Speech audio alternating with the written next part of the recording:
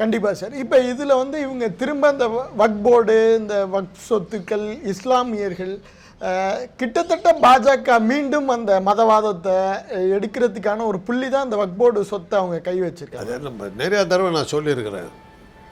நான் சட்டமன்ற தேர்தலெலாம் வர்றதுக்கு முன்னாடி ஒரு 6-7 இடங்களில் நடக்க போகுது 26ஆம் வருஷம். என்ன சார்? சட்டமன்ற தேர்தல். ஓகே. அந்த தேர்தலுக்குள்ளார ஒரு மதக்கலவரத்தை உண்டாக்கணுங்கிறது அவங்களுடைய அஜெண்டா. மதக்கலவரம். ஆமாம். அதுக்கு தான் அவங்க திருப்பரங்குன்றத்தை எடுத்தாங்க. திருப்பரங்குன்றத்தில் வந்து அது முஸ்லீம்கள் அங்கே இது பண்ணக்கூடாதுன்னெலாம் ஒரு இது பண்ண ஆரம்பித்தாங்க. அது பெருசாக கிரியேட் பண்ண பார்த்தாங்க, பிசுபிசுத்து போச்சு. அந்த ஊர் மக்கள் அதை அக்செப்ட் பண்ணல.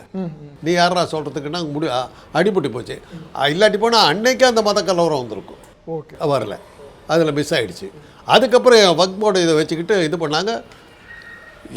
எங்கேயும் இல்லாமல் வெறும் இதில் மாத்திரம், வங்காளத்தில் மாத்திரம் அதுக்கு ஒரு எதிர்ப்பு வந்தது.